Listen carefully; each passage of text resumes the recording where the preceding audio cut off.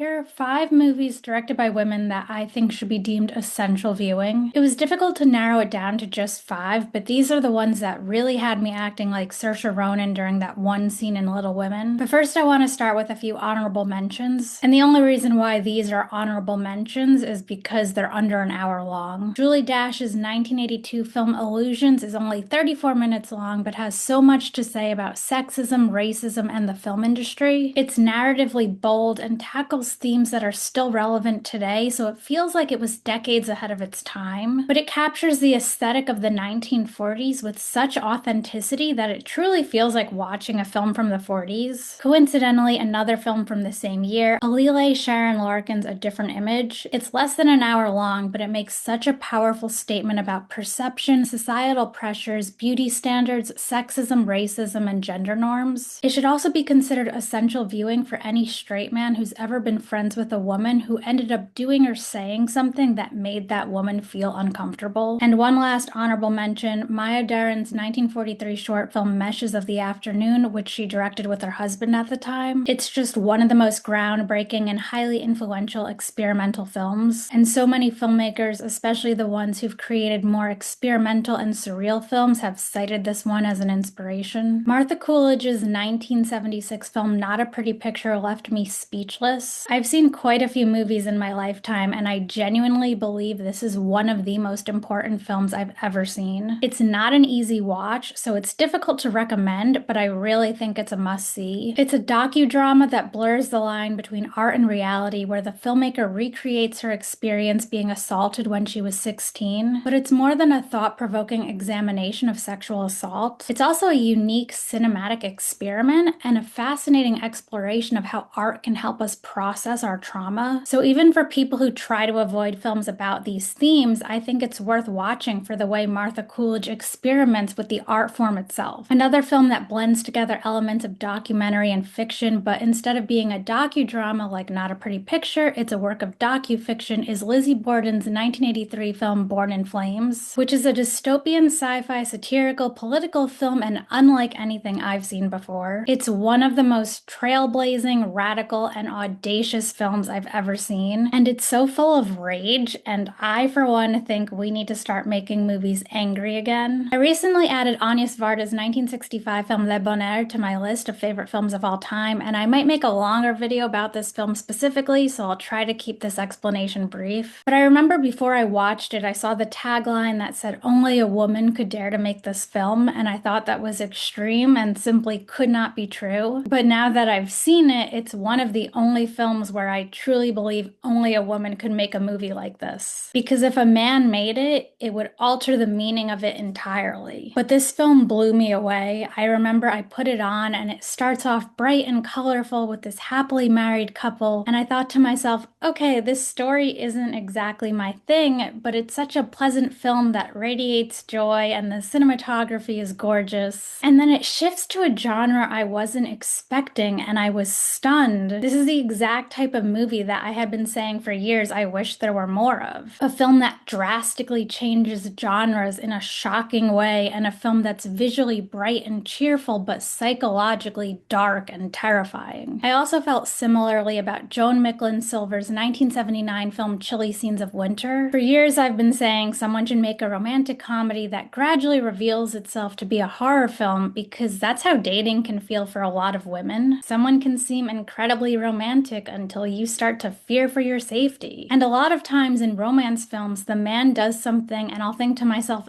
that is extremely creepy. And people act like it's romantic because they think the actor is attractive, and the movie itself is romanticizing that behavior. For example, that scene in The Notebook when Noah jumps onto the Ferris wheel while Allie is on a date and threatens to let go unless she agrees to go out with him. People only thought that was cute because it was Ryan Gosling, but that is pure sociopath behavior. So I feel like we need more movies that on the surface seem like romance films or romantic comedies, but actually shed light play on the reality of that sort of thing, where the man's behavior is perceived as creepy. And that's what Chilly Scenes of Winter is. What makes it even more effective is that Charles is our protagonist. So the film really plays with our expectations because viewers are so used to having the protagonist in a rom-com be someone you want to root for. So by having him be completely obsessive and unhinged, it kind of forces the audience to think and reflect. And lastly, I want to recommend Dee Smith's 2023 film Kokomo City, which is a stylish documentary that's also hilarious, heartfelt, and deeply honest. Not only does it amplify the voices of Black, trans women, and sex workers, but the interviews feel so candid and conversational that it makes the film so engaging and compelling to watch. It was very difficult for me to only pick 5 films for this video, but a few years ago I made a video with movies written by, directed by, and starring women that were all available to stream during International Women's Month, and it was such a long list, and I know long lists can be overwhelming, so I wanted to keep it short this time, but please comment with movies directed by women that you'd consider essential viewing because I know there are a ton of fantastic films I left out.